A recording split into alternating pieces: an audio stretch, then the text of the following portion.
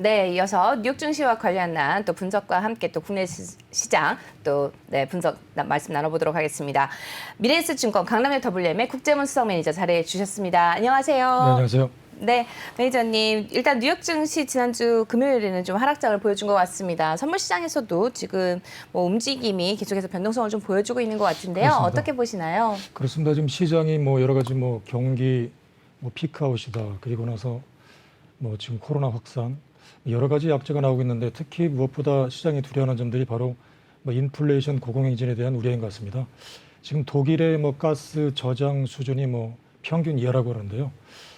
이미 뭐 영국과 덴마크 등이 이제 북해에서 불어오는 바람을 이용해서 이제 풍력 에너지에 일부러 의존했는데 뭐 이상기후 현상으로 인해서 바람이 불지 않아서 이제 더욱더 천연가스에 의존해야 되는 상황. 그렇기 때문에 천연가스 고공행진 필요할 수밖에 없는 것 같고요. 여기에 이제 중국마저도 내년에 있을 올림픽 때문에 어떤 경기보다는 오히려 탄소 재료, 이에 따라서 석탄 공급 사실상 중단에 가까우면서 이제 천연가스가 상승했다는 점인데 이렇게 된다면 이제 뭐 천연가스의 원료에 상승, 이런 점들은 물가에 대한 상승, 여기에 뭐 기업들의 부담감, 소비자들에 대한 물가 전이, 다시 한번 경기 뭐 고점들과 우려감들이 반복되는 국면이기 때문에 상당히 이런 점들을 우려스러운 것 같고요. 또 한 가지 점들은 미국의 부채 한도 협상의 난항입니다. 이미 2013년인가요? 이러한 미국의 어떤 부채 한도 협상 난항 때문에 주가가 한번 미국이 큰 폭으로 추락한 점들이 있었고요. 그리고 급기야는 미국의 투자 등급을 하향 조정하면서 다시 한번 주가가 큰 충격. 그때 아마 주식을 하셨던 분들 기억이 있을 것입니다. 그래서 일부의 투자가들은 이번에도 그렇게 되는 게 아닌가, 이런 우려감들이 상당히 좀 지배적으로 시장이 지배적으로 자리 잡으면서 매물을 던지고 있는 게 아닌가 생각되고요. 뭐 과거에도 이런 사례가 있은 이후에 뭐 끝내는 협상이 잘 진행되면서 주가가 다시 반등한 점이 있는데 그 전에 시장이 상당히 흔들렸다는 점, 그런 점들을 지금 시장에서 상당히 우려스러운 게 아닌가 생각됩니다. 다른 쪽에서 보게 되면 뭐 긍정적인 스탠스들은 지금 뭐 코로나 확산 속도, 이런 점들이 결과적으로 이런 경기에 부담을 주는 상당히 그런 큰 요소인데, 머크가 세계 최고의 어떤 제약사 중에 하나죠. 막는 알약, 이런 경구용 치료제를 사실상 3상을 성공하면서 한 발짝 다가섰다. 이런 점들은 한편으로 봐서는 시장의 어떤 경기적인 스탠스에 가장 부담을 느끼고 있는 이런 코로나 치료제에 대한 경구용, 이전에 어떤 길레드 사이언스는 정맥 치료제인데 이제는 먹는 치료제에 성큼 다가서면서 이런 점들이 또 하나의 어떤 시장의 긍정적인 스탠스를 느끼는 그런 점들이 어떤 간밤의 어떤 미국 시장의 어떤 주요 요인이라고 생각됩니다. 그러니까 우리가 팬데믹이 끝나간다라고 했을 때 제일 걱정했던 인플레이션 요인이 수요 폭발 쪽이었지 않습니까? 그런데 지금 현재 나타나고 있는 상황을 볼 것 같으면은 공급망 차질이라든가 원자재 가격 상승, 여기다가 중국의 전력난 이래가지고 지금 현재 인플레가 상당히 심각한 것 같은데, 간밤에 주가가 미국 주가가 1% 넘게 떨어진 것도 이 인플레에 대한 우려로 봐야 되겠죠. 먼저 부채 한도 협상도 굉장히 큰 것 같고요. 네네. 내면적으로는 전일 우리 시장도 큰 폭으로 추락했던 세계적인 증시가 떨어진다는 점들이 아무래도 이런 물론 뭐 중국의 헝다라든가 이런 요인도 있지만 이런 인플레이션에 뜻하지 않은 이런 우려감들을 상당히 걱정하는 것 같습니다. 어떻습니까? 미국이 금리를 올릴 때 우리가 보통 이 인플레이션이 나타날 때 두 가지 측면이 있지 않습니까? 그렇습니다. 수요가 많이 늘어나서 인플레가 발생하는 경우가 있고, 공급망에서 원가가 올라가가지고 결국 그게 소비자 가격에 전가되는 그런 경우가 있지 않습니까? 근데 사실 보면은 금리를 올렸을 때 수요는 억누를 수 있지만은 공급망 쪽의 문제를 갖다 해결할 수 있는 건 아니지 않습니까?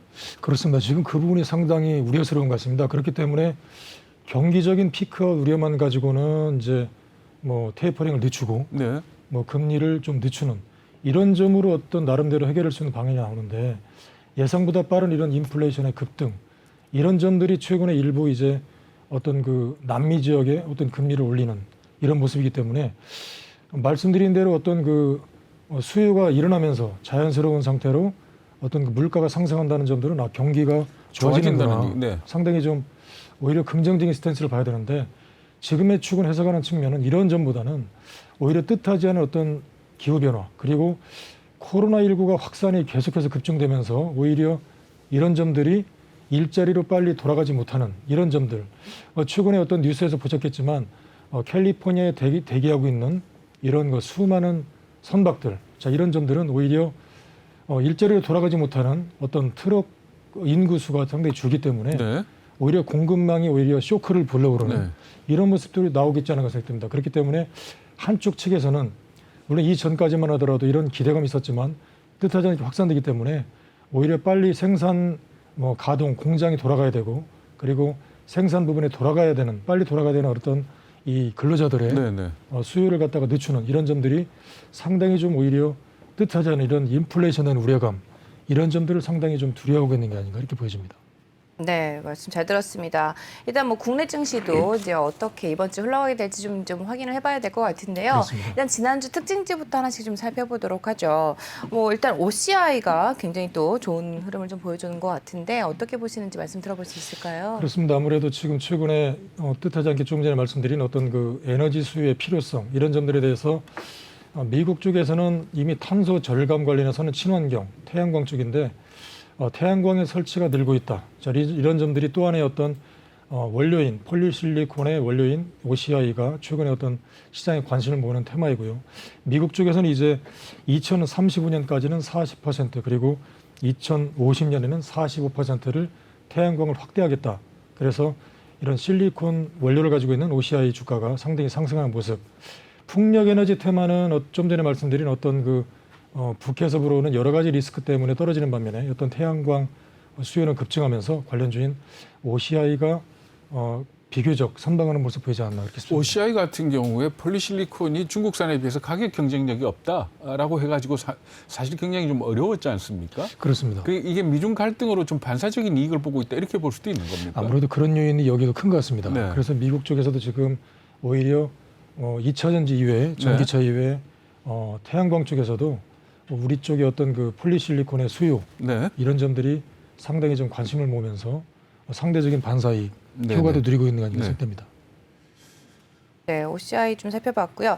일단 뭐 계속해서 천연가스 가격이 급등을 하면서 아무래도 가스지들이 강세를 보이지 않을까 싶은데 어떤 의견 가지고 계신지도 좀 들어볼까요? 그렇습니다. 전일 전체적으로 큰 폭의 하락세 속에 대부분 주가가 하락을 했었는데 역시 좀 전에 말씀드린 대로 어떤 천연가스의 급등세 이런 점들은 관련주인 가스 관련주들이 상승세를 보이는 모습을 보였거든요. 특히 이제 가스공사도 호주에서 가스를 생산하고 있고요. 그래서 전체적인 시장이 어떤 그 가스 상승 속에서 가스 관련주들이 비교적 선방하는 모습들. 물론 전체적으로 시장이 좀 약세를 보였기 때문에 장 하락 끝내는 이제 약세를 보였지만 그래도 비교적 상당히 좀 가스 관련주가 선방하는 모습을 보이지 않았나 그렇게 싶습니다.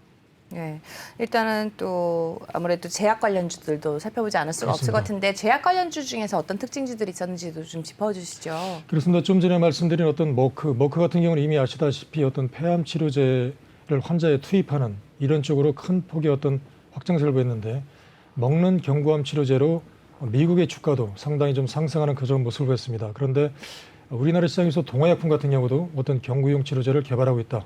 이런 점들에 대해서 이틀 연속 상승세를 보였고요.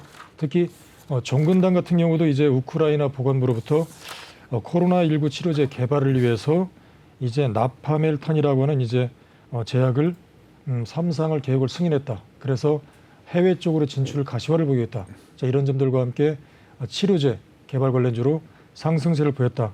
이런 점들이 전체적으로 미국의 주가도 약세를 보이는 가운데 이런 머크의 상승세와 함께 우리 시장에서도 코로나 치료제 개발 가능성을 보이고 있는 이런 제약주들이 상승세를 보였다. 그런데 어떻습니까? 우리 증권사 애널리스트나 이런 분들이 어떻게 보고 계신가요? 사실 머크의 임상 3상 결과 나온 거 보면은 굉장히 믿을만하다 싶지 않습니까? 그렇습니다. 근데 지금 우리나라 개발하고 있는 먹는 이 코로나 치료제들은 가능성에 대해서 애널리스트들은 어느 정도로 점을 치고 있나요? 사실상 지금 이제 시작이 된 거고요. 네. 그렇기 때문에 아무래도 가능성보다는 좀 기대감들이 상당히 많이 크지 않나 보여집니다. 네네. 그러니까 아직은 기대치지 이 실현 그렇습니다. 가능성에 대해서는 크게 아직 말할 단계는 아니다 이렇게 봐야 되는 거죠. 그렇습니다. 이미 길리아드 사이언스 같은 경우는 이미 현장에서는 투입하고 있고 미국의 머크사 같은 경우는 네. 이미 그 폐암 치료제가 인체에 투입하는 네. 그런 현실적인 걸 보여줬기 때문에 네. 기대를 모으는 것 같고요. 아무래도 이런 점들이 현실화되는 게 가장 크기 때문에 현실은 아무래도 그런 뭐 기대 가능성 이런 쪽으로 상당히 높게 보는 게 아닌가 그렇게 싶습니다. 어때요? 주가가 지난주 말 크게 떨어지면서 2차 전지나 2차 전지 소재 관련 주들은 움직임이 어땠습니까?